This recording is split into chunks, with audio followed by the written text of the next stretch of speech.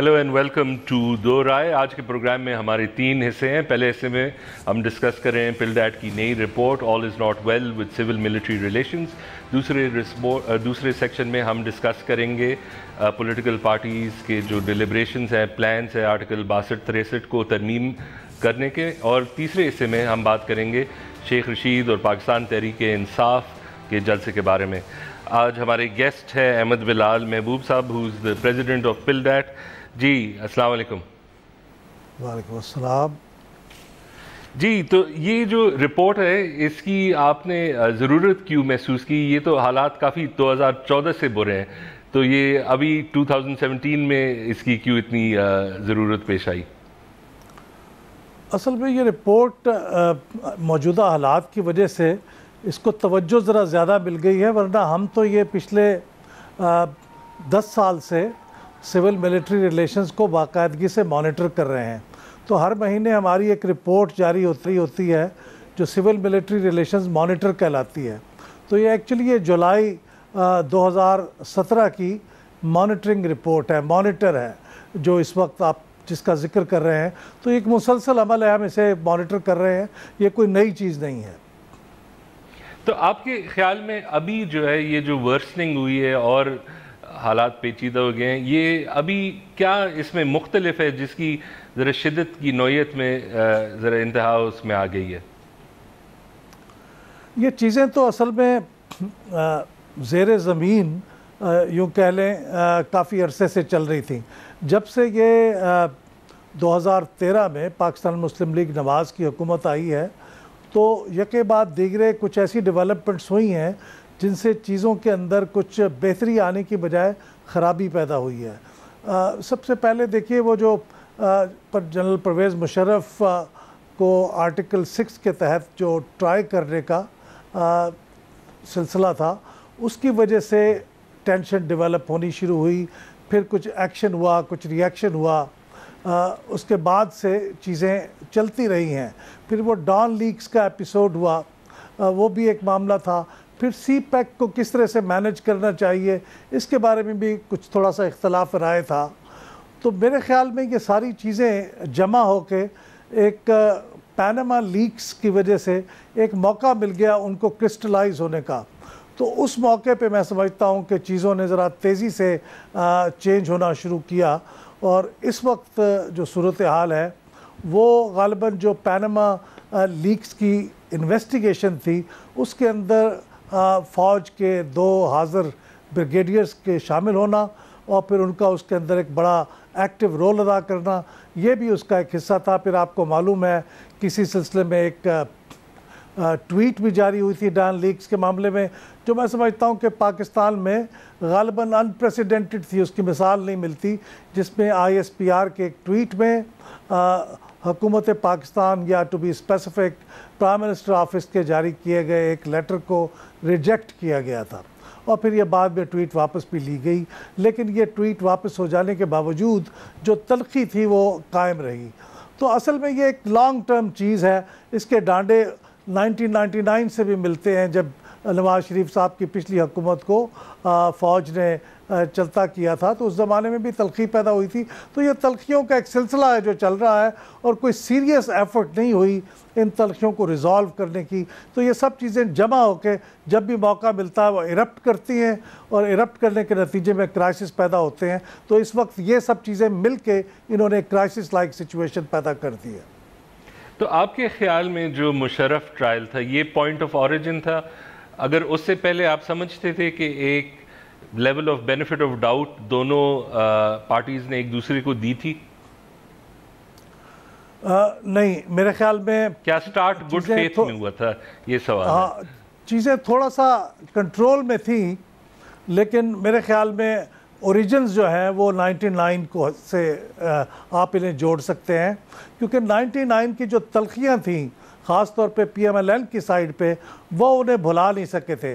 तो गाहे बगाहे उनके मिनिस्टर्स का कोई ना कोई स्टेटमेंट, कोई ऐसी डेवलपमेंट हामिद मीर साहब पे हमला हुआ कातलाना, उस मौके पे हुकूमत का रिएक्शन और उस वक्त दिए जाने वाले स्टेटमेंट्स, फिर आईएसआई के बारे में उस वक्त आईएसआई के इजलास पे जाने के बजाय प्राइम मिनिस्टर का कराची चले जाना, तो ये चीज़ें बहुत सी नीचे सुलग रही थी।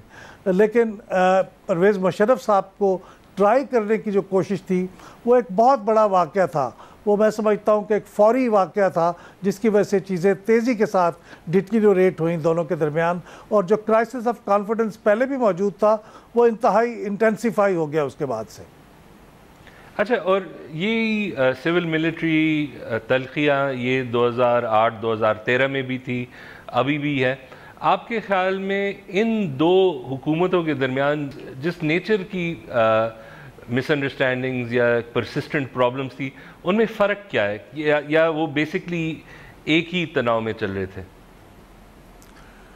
नहीं, ये मौजूदा हुकूमत से पहले की जो हुकूमत थी, अगरचे उसके ज़माने में भी दोनों के दरमियान तनाव था, टेंशन थी, और बाज़ नाजुक मकामात भी आए जब वो मेमो गेट का केस चला।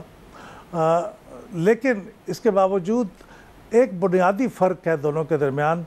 पीपल्स पार्टी की हुकूमत शायद पिछले तजुर्बात की रोशनी में अब चीज़ों को ज़्यादा हौसले से बर्दाश्त करती है और बहुत ज़्यादा असर्ट नहीं करती अपनी अथॉरिटी को। PMLN की हुकूमत अपने एक्सपीरियंसेस के बुनियाद पे अपनी अथॉरिटी को कुछ एग्जर्ट करना चाहती है, अगरचे वो भी कंप्रोमाइज़ करती है लेकिन ज़्यादा असर्ट करना चाहती है, और वो समझती है कि जो दस्तूर में और कानून में उनके पास अथॉरिटी लिखी हुई है उनको चैलेंज नहीं होना चाहिए, और उनको मुकम्मल आज़ादी होनी चाहिए कि वो उन चीज़ों को जिस तरह से चाहें हैंडल करें। और यहाँ पे बाज़-औक़ात इख्तलाफ पैदा होता है क्योंकि ये कानून और दस्तूर में जो चीज़ें लिखी हुई हैं वो थ्योरी है, और हर मुल्क चीज़ों को जब प्रैक्टिस करता है तो कुछ प्रैक्टिकल चीज़ें होती हैं, वो बाज़-औक़ात प्रैक्टिकल चीज़ों को अप्रिशिएट नहीं कर पाते। मैं नहीं कहता कि PMLN की हुकूमत का पॉइंट ऑफ व्यू गलत है, वो सही शायद इसरार करते हैं, लेकिन चीज़ों को एक कंसेंसस पे डेवलप नहीं हो पाती। दोनों तरफ से प्रॉब्लम है, किसी एक साइड पे नहीं है। वैसे एक सवाल ये भी उठता है कि कुछ चीज़ें डिजोर होती है, कुछ डिफैक्टो होती है, कुछ कानून में लिखी होती है और जो कुछ चीज़ें प्रैक्टिस में होती है। क्या आपके ख्याल में जो अब प्रैक्टिस में है, जो एक level of civil military imbalance है, इसे फॉर्मली कोडिफाई करना चाहिए, या ये जो अंडर द सरफेस है ये एक बेहतर पोजीशन है पाकिस्तान के लिए? मेरे ख्याल में अब चीज़ें जिस नहज पे पहुंच गई हैं, अब इनको या तो चेंज करना चाहिए, यानी अब ज़्यादा कानून और दस्तूर की स्पिरिट के मुताबिक एक्ट करना चाहिए, और अगर वो नहीं हो सकता और वो प्रैक्टिकल नहीं है और अगर दोनों में से कोई एक फरीक ये समझता है कि ये गैर हकीकत पसंदाना है जो कुछ है, तो उसको बदलने के लिए फिर उसको कोडिफाई करने की ज़रूरत है। अब ये नहीं हो सकता मेरा ख्याल ज़्यादा देर के लिखा हुआ कुछ और हो और हकीकत में कुछ और हो रहा हो, और इसमें मेरे ख्याल में ज़रा एनालिटिकल होना चाहिए। एक दूसरे की तरफ कोई इल्ज़ाम तराशी की बजाय चीज़ों का तज्ज़िया करके बैठ के ठंडे दिल से इस पर मकालमा होना चाहिए, और मकालमे के नतीजे में कुछ हल इसका निकलना चाहिए। लेकिन जैसे चीज़ें चल रही थी, अगर ये तसव्वुर कर लिया जाए कि वैसे ही चलती रहेंगी, मेरे ख्याल अब वो नहीं चलेंगी। उसकी वजह से कोई एक्सीडेंट हो सकता है, उसकी वजह से तलखी बढ़ सकती है। बस इसी को कंटिन्यू करते हैं, अभी हम ब्रेक में जाते हैं, वापस हम फिर भी हमारे साथ रहेंगे अहमद बिलाल महबूब साहब, प्रेसिडेंट पिल्डैट।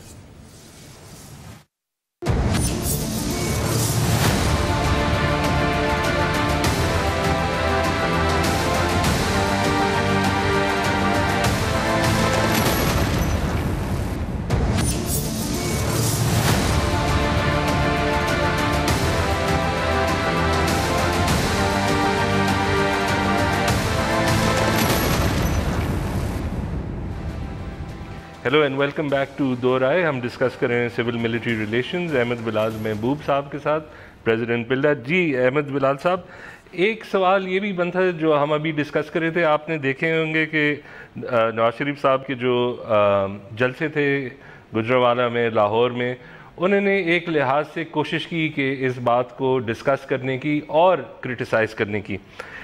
मेरा एक सवाल बनता है, ये जो अगर और भी पॉलिटिकल एक्टिविटी बढ़ती है, ये रेड लाइन इसमें क्या है? अगर आप देखते हैं वो क्रिटिसाइज करते हैं पास्ट डिक्टेटर्स को, वो मांगते हैं अकाउंटेबिलिटी पास्ट डिक्टेटर्स की, और ये कोड वर्ड्स इसेंशली जो प्रेजेंट इस्टेब्लिशमेंट के लिए। लेकिन आपके ख्याल में जो अल्फाज इस्तेमाल करने में रेड लाइन कौन से जो वो नहीं क्रॉस कर सकते, या अगर वो क्रॉस कर लें मसाइल बढ़ जाएंगे? देखिए, वैसे तो कोई वेल डिफाइंड रेड लाइंस नहीं हो सकती। ये हर ज़माने का जो सेटअप होता है वो उनकी अपनी सेंसिटिविटीज़ होती हैं, और उनके हिसाब से अब अगर आप देखें तो जनरल परवेज़ मुशर्रफ तो पिछले सेटअप का हिस्सा थे, वो रिटायर हो गए थे, और अब उनके ख़िलाफ़ अगर कोई कानून और दस्तूर के मुताबिक कार्रवाई होनी थी तो वो मौजूदा सेटअप को उस पर एतराज़ नहीं होना चाहिए था।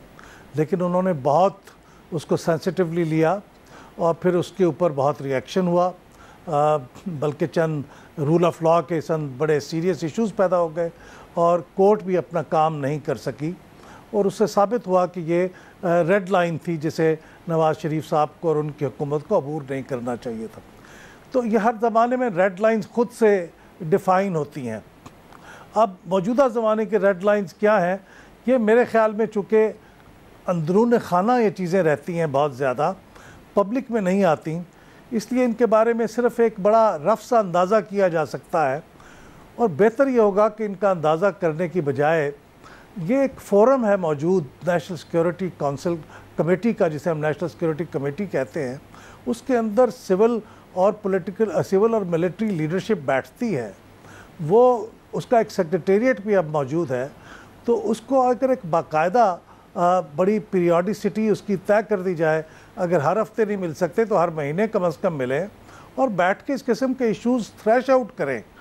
एक तो ये कि इसका एक फ़ोरम होना चाहिए, बाकायदा मिनट होनी चाहिए चीज़ें, इसको ऐसे नहीं होना चाहिए कि जी मैंने तो बता दिया था कि हम जंग शुरू करने वाले हैं, आपको रजिस्टर नहीं हुआ और आप शिकायत कर रहे हैं कि जंग शुरू हो गई। इस तरह की चीज़ नहीं होनी चाहिए जिस तरह कारगिल के ज़माने में हुआ था।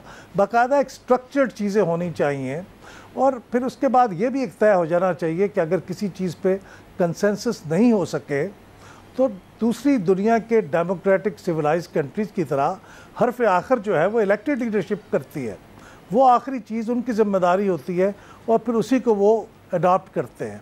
तो मेरे ख्याल में ये दो चीज़ों पे इत्तफाक राय होना चाहिए, कंसल्टेटिव प्रोसेस, और दूसरी बात ये कि इसको सिविलियन सुप्रीमेसी के ऊपर इत्तफाक राय होना चाहिए।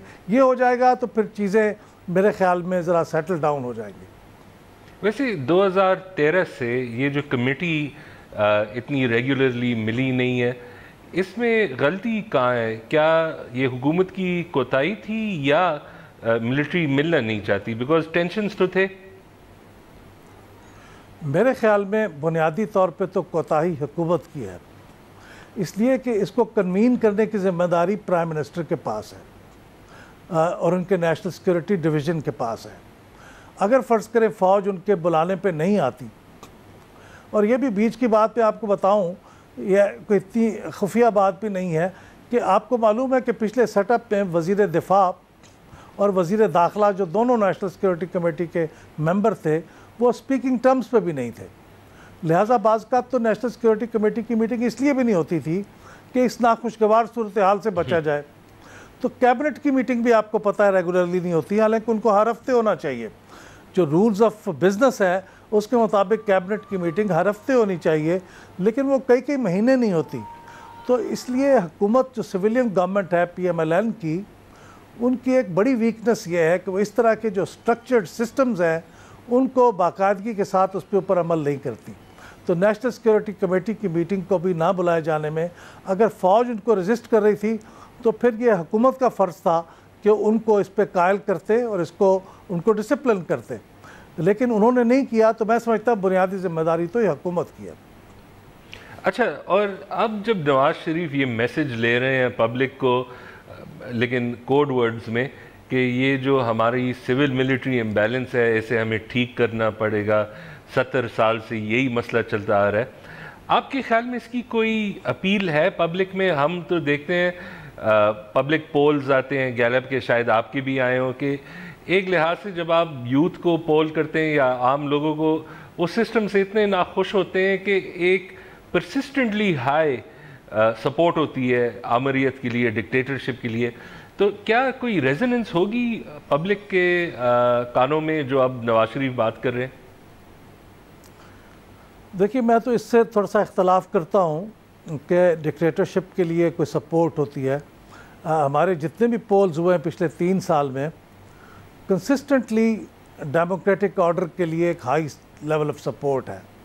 शायद आप इसे कंफ्यूज कर रहे हो कि फौज के लिए सपोर्ट होती है या फौज के लिए सपोर्ट है। वो दुनिया भर में यूनिवर्सल चीज़ है। फौज हमारे लिए कुर्बानियाँ देती है, उसके शोधा हैं, गाजी हैं, हमारे लिए बहुत उनका काम है, तो लोग उनकी इज़्ज़त करते हैं, एहतराम करते हैं, करना चाहिए। तो वो एक इज़्ज़त एहतराम का रिश्ता है, वो अलग बात है।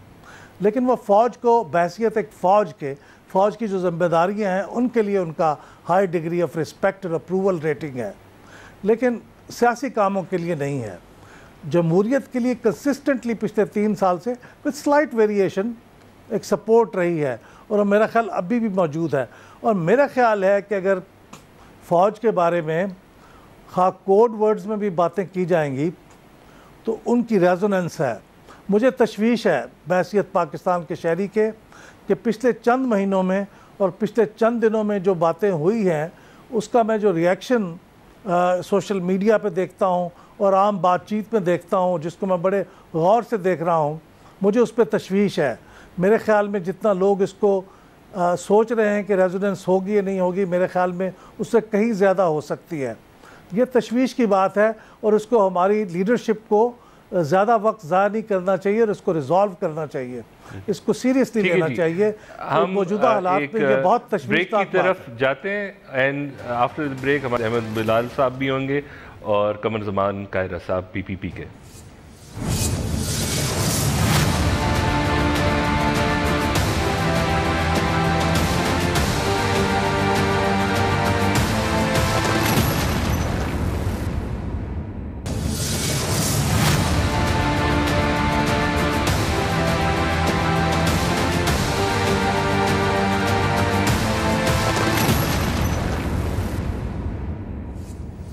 वेलकम बैक टू दो राय। हमारे पास लाइन पे है अहमद बिलाल साहब पिल्डैट के और कमर ज़मान कायरा PPP के। जी कमर ज़मान साहब, वेलकम टू द प्रोग्राम।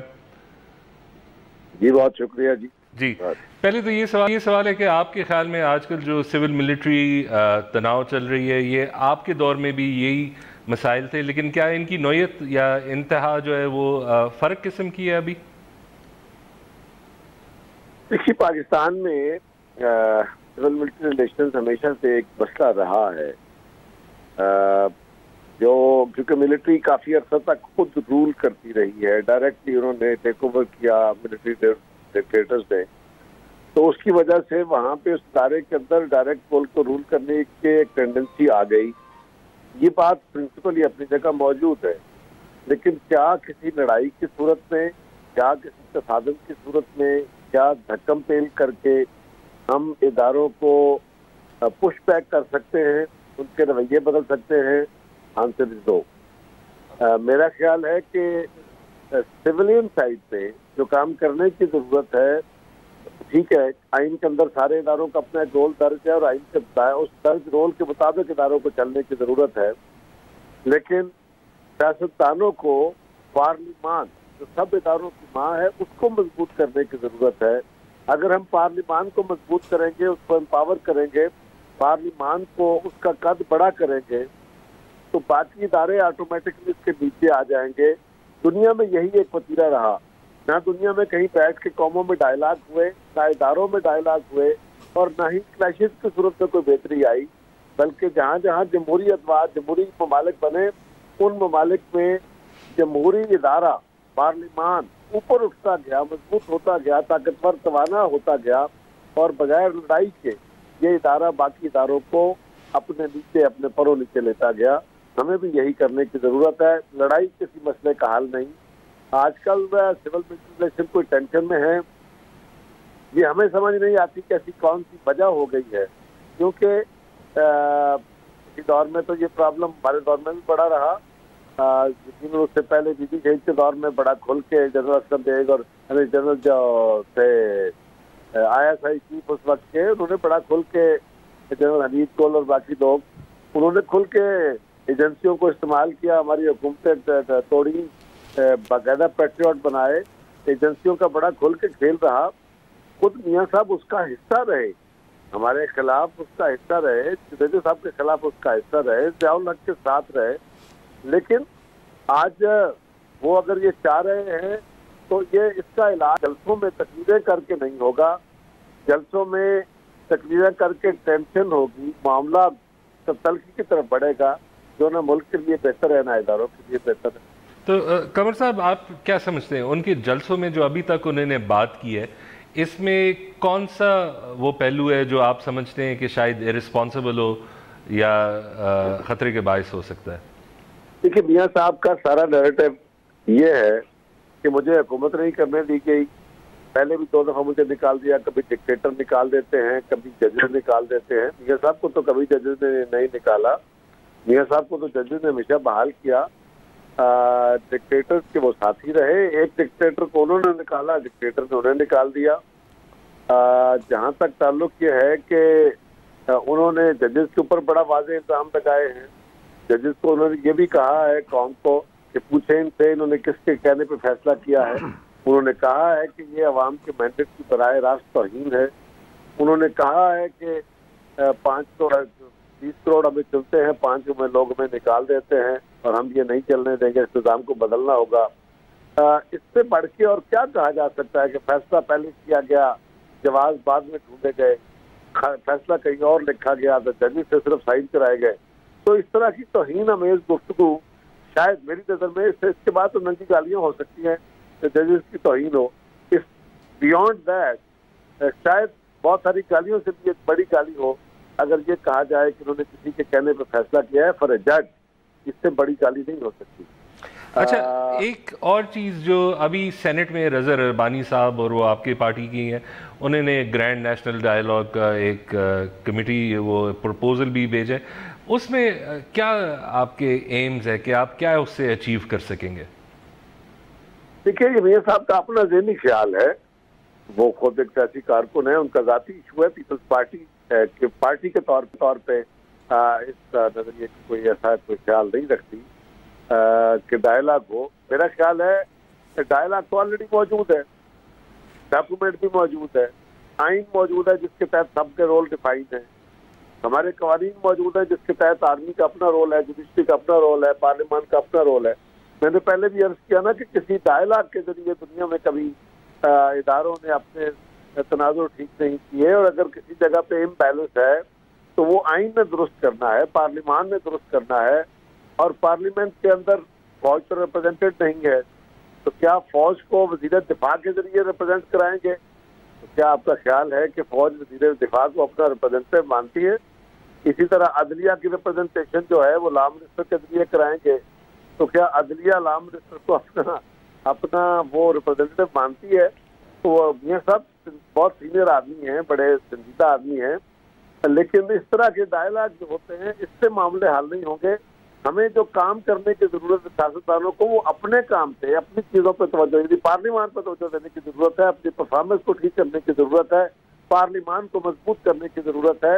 मियाँ नवाज शरीफ साहब अगर 4.5 साल इस पार्लियामान को मोहतरम करते, इसको मजबूत करते, वो वजीर आजम के तौर पे आगे पार्लियामान में जवाबदेह होते, तो पार्लियामान का कद बढ़ता, सियासी इदारा बड़ा होता, इसका वाइडर रेंज कंसल्टेशन होती। अच्छा कमर साहब, एक और सवाल ये है, अगर कोई मूवमेंट हुई अपोजिशन पार्टीज या हुकूमती बेंचों के दरमियान के आइन में कोई तरमीम ले आए 62-63 पे, वो आप सपोर्ट करेंगे?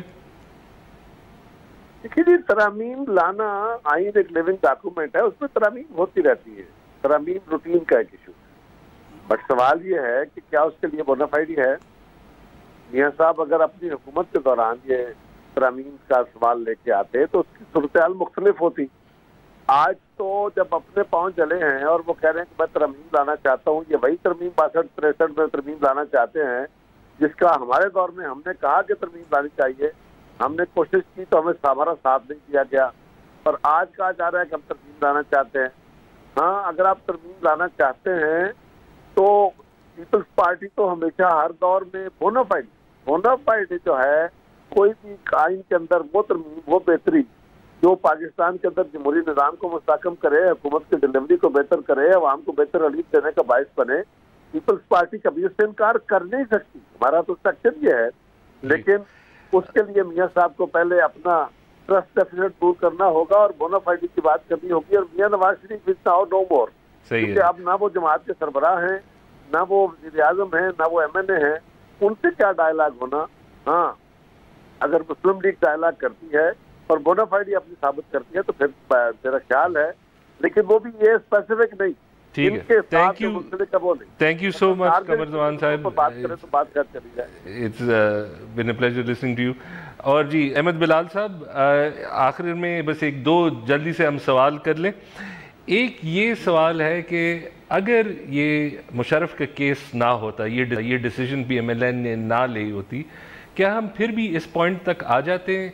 बिकॉज ये एक हाइपोथेटिकल होता है कि ये जो वर्स्टिंग हमने देखा है पिछले 8-9 साल में, क्या ये इनएविटेबल था, ये होना ही था, या हमने ये वाकई में मुशर्रफ का केस बहुत ही इम्पोर्टेंट था? नहीं, मेरा ख्याल ये है कि ये फिर भी होना ही था। थोड़ा सा लेट होता, इसका स्टार्ट लेट हो जाता, लेकिन ये होना ही था, क्योंकि इसकी जो बुनियादी अवामिल हैं, जो बुनियादी असबाब हैं, वो मौजूद हैं। जब तक उन्हें एड्रेस नहीं करेंगे ये होते रहेंगे और ये मुसलसल रहेगा। आपने देखा होगा कि हर हुकूमत के ज़माने में ये वाक़यात हुए हैं, उनकी नौइयत मुख्तलिफ रही है, उनको कहा जाता है कि इस वजह से हो गया या उस वजह से हो गया, लेकिन चूँकि बुनियादी वजूहात मौजूद हैं, उस वजह से ये हर हुकूमत के ज़माने में मसला रहा है। कुछ हुकूमतें ज़रा ज़्यादा बेंड हो जाती हैं, कुछ कम होती हैं, उसके नतीजे में मसाइल ज़रा ज़्यादा प्रोनाउंस हो जाते हैं, लेकिन ये मसला अपनी जगह मौजूद है और ये बड़ा फंडामेंटल है और अब ये सीरियस और क्रिटिकल हो चुका है। अच्छा, एक और चीज़ जो एक कन्वेंशनल विजडम बन गई मेरे ख्याल में 2008-2010 के 12 के एज ऑफ टेक ओवर ख़त्म हो गया, क्या इसमें यकीन रखना एक गलती है, या ये वाकई में ये अब पॉसिबिलिटी ही नहीं रही? नहीं, ये टेक ओवर को रूल आउट तो कभी भी नहीं किया जा सकता, मेरा ख्याल अभी तो नहीं किया जा सकता, इसलिए कि बाज़ औक़ात ऐसे हालात हो जाते हैं जिनमें ग़ालिबन फ़ौज के पास भी टेक ओवर उनके ख्याल के मुताबिक के अलावा चारा नहीं होता। लेकिन अब ये इतना मुश्किल हो गया है और इतना महंगा सौदा हो गया है, इतना कॉस्टली अफेयर है, उसकी कीमत अदा करनी पड़ती है, और फिर उससे बाहर आना तो आसान होता है, फिर उससे निकलना और भी मुश्किल हो जाता है। तो मेरे ख़्याल में फ़ौज के लिए ये कोई ऑप्शन नहीं है, वो कोशिश वो नहीं करेंगे, आखिरी इंतहा हो जाएगी तो वो शायद ये करेंगे, और फिर उनको अपना इन्फ्लुएंस एक्सरसाइज करने के लिए और चैनल्स मौजूद हैं, और वो over a period of time उनमें रिफ़ाइनमेंट आई है, उन्होंने उनको बड़ा रिफ़ाइन कर लिया है, सेटल कर लिया है, तो इसलिए उनको डायरेक्टली टेक ओवर करना ज़रूरी नहीं है। लेकिन मेरे ख़्याल में अब ये इन चीज़ों को सेटल हों या ये ओवर्ट हों, अब इसकी बजाय अब इनको एक मैच्योर हुकूमत और एक मैच्योर और महज़ब डेमोक्रेटिक मुल्क की तरह बैठ के सॉर्ट आउट करने की ज़रूरत है। और मेरे ख़्याल में उसके लिए कायरा साहब जो कुछ कह रहे थे पार्लियामेंट के बारे में, मैं बिल्कुल उनसे इत्तफाक करता हूँ कि पार्लियामेंट्री कमेटियाँ और नेशनल सिक्योरिटी कमेटी ये प्लेटफॉर्म है, इन्हें स्ट्रेंथन करें, इनको फंक्शनल बनाएं, इन्हीं के ज़रिए डायलॉग को प्रमोट करें।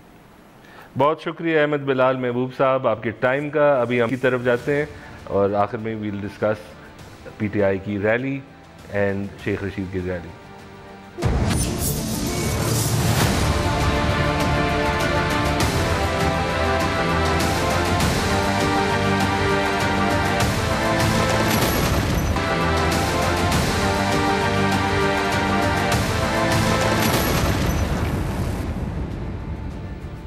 वेलकम बैक टू दो राय। आज हमारे पास बीपर पे है Fawad Chaudhry, spokesperson PTI। हम डिस्कस करेंगे PTI और शेख रशीद का जलसा। अस्सलाम वालेकुम फवाद साहब। जी अस्सलाम वालेकुम। जी, पहले तो ये बताएं कि आपका जो सेंट्रल मकसद क्या है आज के रैली का, कोई नए अनाउंसमेंट है इसमें? देखिए, पहली बात तो यह है कि ये जो रैली थी पहले ही से तयशुदा थी। शेख रशीद साहब जलसा कर रहे थे, उन्होंने दावत दी इमरान खान साहब को कि आप जरूर इसमें आए। फिर जब नवाज शरीफ साहब ने रैली निकाली तो बहुत लोगों का ये तासुर था कि जी हमें भी रैली निकालनी चाहिए पेशावर से लेके अब यहाँ तक लाहौर तक, ताकि एक कंपैरिजन मिल सके मीडिया को।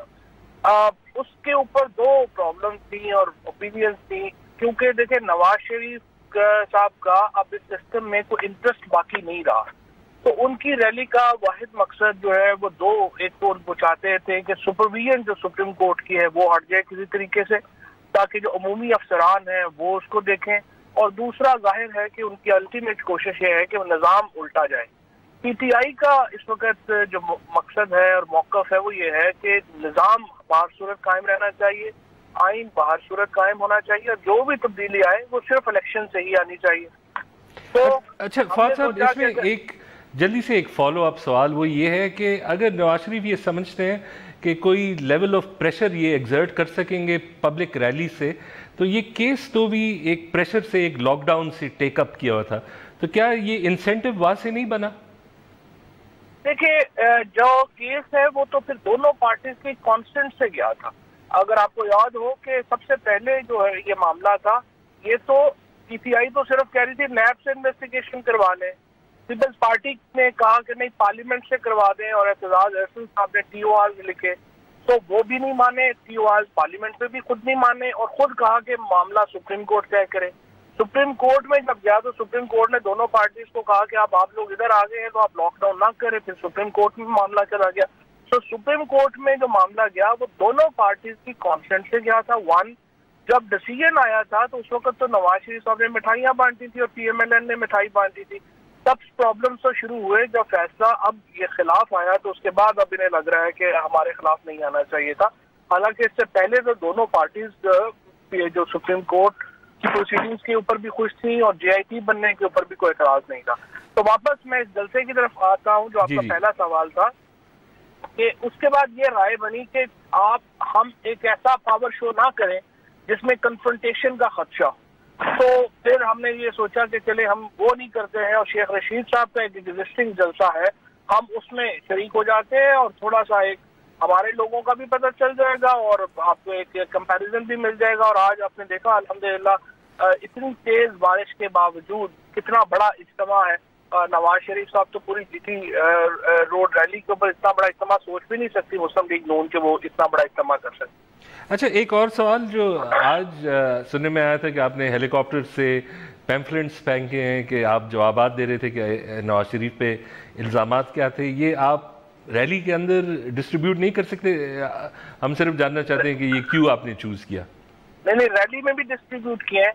लाहौर में जो है वो वार्ड्स की सतह के ऊपर डिस्ट्रीब्यूट हो रहे हैं और हेलीकॉप्टर से भी डिस्ट्रीब्यूट हो रहे हैं। मकसद ये है कि लोगों को पता चल सके, जो क्योंकि 4 दिन नवाज शरीफ साहब जो है वो चिपके रहे मीडिया स्क्रीन के ऊपर और ये बात बार बार कहते रहे कि आखिर मुझे क्यों निकाला गया, तो उसका जवाब फिर उनको देना था। और जाहिर है कि जो लोग हैं उनको पता चलना चाहिए। और PTI always come up with innovative things, you know, कभी पीटीआई जो है हमेशा इंटरेस्टिंग चीजों में आती है। अच्छा, एक और सवाल ये भी है कि अभी इमरान खान का भी फ्लैट्स का केस था हमारे प्रोग्राम में चंद हफ्ते पहले, चौधरी सरवर भी थे। ये सवाल हमने उनसे पूछा कि ये एक नतीजा है सुप्रीम कोर्ट का, आप कह रहे हैं कि नवाज शरीफ को इसे कबूल करना चाहिए, अगर, लेकिन जब हमने उनसे ये सवाल पूछा उनके खिलाफ ये केस का नतीजा आएगा ही नहीं, तो उन्होंने ये जवाब नहीं दिया। हम आपसे ये पूछना चाहते हैं, अगर सुप्रीम कोर्ट इमरान खान के खिलाफ डिसाइड करते हैं, क्या पीटीआई की पोजीशन ये है कि हम ये कबूल करेंगे? देखिए, पहली बात तो ये है कि ये कहना कि कबूल करेंगे ना करेंगे ये इररिलेवेंट। पाकिस्तान को बनाना रिपब्लिक नहीं है, यहाँ पर जो इदारे हैं उनके फैसले आपको मानना पड़ते हैं। हाँ, आपको पसंद आए ना पसंद आए ये भी अलग बात है। तो ये कहना कि आप उसको नहीं मानेंगे तो ये तो बिल्कुल बात है ही नहीं, ज़ाहिर है मानना पड़ेगा। दूसरी बात ये है कि इमरान खान को जो स्टैंडर्ड हम दूसरों के लिए डिमांड करते हैं, हम एग्जैक्टली वही स्टैंडर्ड इमरान खान के लिए भी डिमांड करते हैं। तो अगर इमरान खान अपना जो मनी ट्रेल है वो ना दे पाते तो उनको डिस्क्वालीफाई कर देना चाहिए था।